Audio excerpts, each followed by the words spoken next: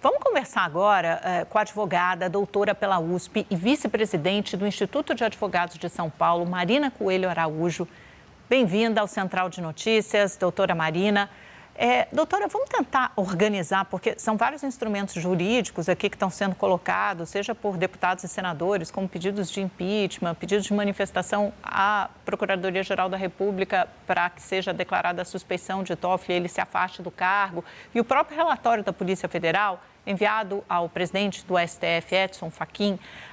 Vamos começar por esse relatório, né? A partir desse momento em que o Edson Fachin tem essas informações à mão, como ele deve proceder, o que ele deve fazer? O César Feitosa, nosso analista, estava nos contando que ele já tem ali uma arguição de suspeição. A partir desse momento, o que acontece? Como o Toffoli encaminha isso para a PGR se manifesta e a turma, o pleno, decide, qual é o trâmite que isso segue a partir de agora? Boa tarde, bem-vinda. Boa tarde, Amanda, muito obrigada. Boa tarde a todas as pessoas que nos assistem. A suspeição é alguma coisa bem complexa no nosso sistema jurídico, então não é tão simples a declaração de suspeição, né? Então, um juiz, ele pode se declarar suspeito, aí seria uma autodeclaração, né? Ele se declara suspeito e diz: eu não vou julgar e não vou me aproximar de determinado caso. Então, existe essa possibilidade e também existe uma possibilidade de um órgão colegiado, a pedido, declarar a suspeição do juiz. Amanda, eu trabalho na área criminal tem 25 anos. Eu vi na minha carreira 2 vezes um colegiado decidir a suspeição de um juiz. Então, é algo muito raro e muito difícil de acontecer, né? Porque realmente existem situações, tem momentos em que as situações se misturam muito. Então, acaba que depois que elas tomam uma certa estabilidade, a suspeição não aparece mais como real e concreta, né? Então não é fácil, não é simples e não é tão tranquilo assim a gente declarar a suspeição de juízes, né? Até porque isso é uma garantia também do cidadão, senão qualquer um fica fazendo factoide para juiz ser declarado suspeito, né? Doutora No Maria... caso específico... Diga, pode seguir, no caso específico, pelo que eu tive notícia, existe um relatório da Polícia Federal que foi entregue ao ministro-presidente Fachin. Não foi pedido uma suspeição, pelo que eu apurei. O relatório foi entregue para que a presidência do STF tenha conhecimento. E neste relatório, que eu não conheço, eu não vi, teria aqui informação de comunicação e citação do nome do ministro Toffoli nas comunicações telefônicas do Vorcaro que está sendo investigado. Então, essa é a notícia que eu tenho, até por vocês aqui que eu estava assistindo também. A questão que eu entendo, a informação que eu tenho é essa: o ministro Fachin, presidente do STF, ele está com esse relatório na mão, né? E a PF, ela não pede suspeição de juiz, entendeu? Não é a PF que vai pedir suspeição. Então, esse pedido, a PF não é parte de nada. A PF, ela investiga. Ela não tem... Ela pode representar, por exemplo, pela quebra de sigilo. Ela pode opinar pela suspeição, mas ela não pede nada, tá? Então, esse é um ponto que a gente tem que... Ela pode opinar, dizer: olha, aqui existe uma mistura, existe sim questões que envolvem o ministro Toffoli, então submeto à presidência para que a presidência tome as medidas cabíveis. Eu acredito que foi um pouco nessa linha, né? Agora, doutora Marina, pelo que já se tem de notícias, já se veio a público até agora, né? Ninguém teve acesso a esse relatório, a não ser a própria Polícia Federal e o ministro Edson Fachin, mas os nossos analistas, alguns jornalistas tiveram... As fontes contaram que estava contido nesse relatório. Pelo o esquema que a gente explicou, a senhora estava assistindo, né, o ministro Dias Toffoli aparecendo ali como um sócio também dessa Marides, que pertencia também aos irmãos dele. Uma parte disso foi a participação no Taiá Resort, comprado por um fundo ligado a Daniel Vorcaro. Isso te parece subsídio significativo para ensejar uma suspeição ou não? Ou o ministro pode continuar à frente do caso, como relator do caso? Ou essa ligação com Daniel Vorcaro torna insustentável, principalmente porque o ministro só admitiu agora, a essa altura do inquérito, que ele também tinha participação na Maridit, na empresa?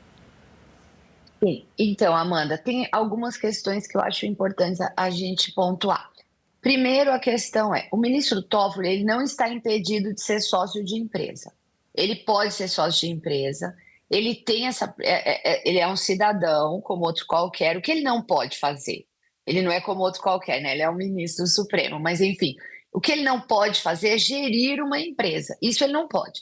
Mas ter participação acionária, societária, ele pode, tá? Ele pode, por exemplo, ter ações na Bolsa de Valores, ele pode ter empresas no nome dele. Ele não é proibido de ser sócio de empresa, o que ele não pode é administrar. Então, esse é um ponto que eu acho que fica uma mistura, é bom a gente deixar bem. Eu não vi aqui nenhuma notícia de que ele estaria administrando coisas. Ele é sócio dessa empresa. Mas o que eu entendo, e aqui eu entendo um pouco assim, no abstrato, Amanda, porque como a gente falou, eu não vi esse relatório, né? Eu não sei exatamente. Mas pelo andar das coisas, pelas circunstâncias fáticas que vêm se desenvolvendo, a gente tem hoje uma questão que é uma dúvida em relação a qual é a ligação do ministro com todas essas questões. E esta dúvida, a meu ver, já é suficiente para a gente entender que a imparcialidade do juízo ela tem que ser garantida acima de qualquer dúvida. Então, eu não estou dizendo de suspeição, efetivamente.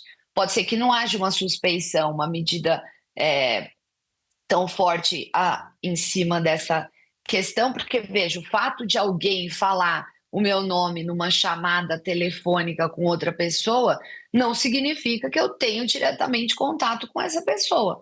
Eu posso estar lá, eles podem estar dizendo, olha, a Marina está lá falando no SBT News com a Amanda. Isso daí não significa que eu tenho contato com essa pessoa. Então, o fato de surgir nessas ligações o nome do ministro, a gente tem que entender as circunstâncias. Mas o que eu vejo hoje, Amanda, é que a gente tem uma situação que está muito difícil, como a palavra insustentável, acho que é uma palavra boa, assim. Eu acredito que nós temos uma questão aqui, tem dúvida sobre todas essas questões, e isso macula a imparcialidade, que é uma garantia processual da nossa Constituição Federal em relação a qualquer juízo. Perfeito, doutora Marina. O nosso analista Eduardo Gayer tem uma pergunta para a senhora. Oi, Eduardo, tudo bem? Doutora, boa tarde. Tudo bem? Queria entender um pouco mais sobre essas vedações para ministros do Supremo terem participação ou não em empresa. A senhora disse que não há problema em ter participação em empresa, só não pode gerir a empresa. Em relação à distribuição de dividendos, também é tudo autorizado, não tem nenhuma restrição. O ministro pode até ser sócio oculto de empresas, porque daí realmente é difícil fazer a rastreabilidade da transparência, né? Ele era sócio oculto da Maridit, ninguém tinha como saber, e ele toca empresas. Quer dizer, quais outros juízes podem ser sócios ocultos de quaisquer empresas que eventualmente possam cair no gabinete de qualquer magistrado do Brasil? A Loman não é um pouco falha nesse sentido? Não, eu não entendo. Primeiro assim, Eduardo, eu não vejo que ele era sócio oculto.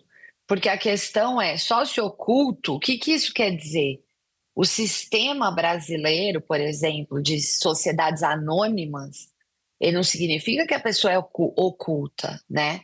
A pessoa, ela é sócia, só que isso não tem uma lista de sócios que circula por aí.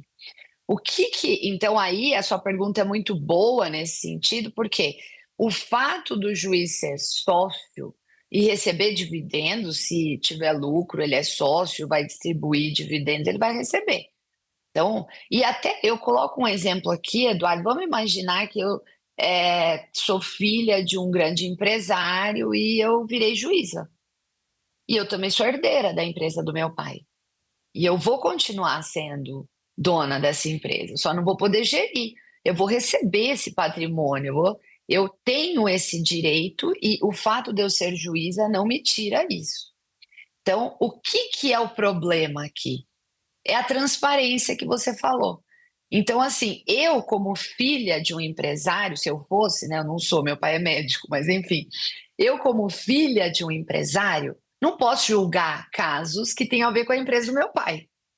E nem situações que de alguma forma envolvam o negócio dele. Eu sou herdeira, eu tenho parte na empresa, então se alguma coisa chega para mim como juiz, o que eu vou dizer? Não posso julgar.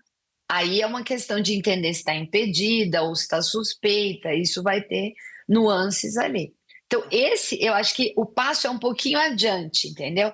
Não é o fato de eu ser sócia e receber dividendos que é um problema para a situação jurídica dos ministros e juízes em geral. A questão é, eu não posso, de alguma forma, decidir sobre essas questões, porque por mais que eu diga, nossa, eu vou ser muito rígida também com as questões da minha família e eu nunca vou me envolver com isso, há um conflito de interesses. Melhores práticas, né? E hoje a gente fala muito no mundo em compliance e tudo mais. Então, assim, nós temos que olhar para isso. E eu acredito que nesse caso do Banco Master, nós temos que olhar para melhores práticas dos tribunais do mundo.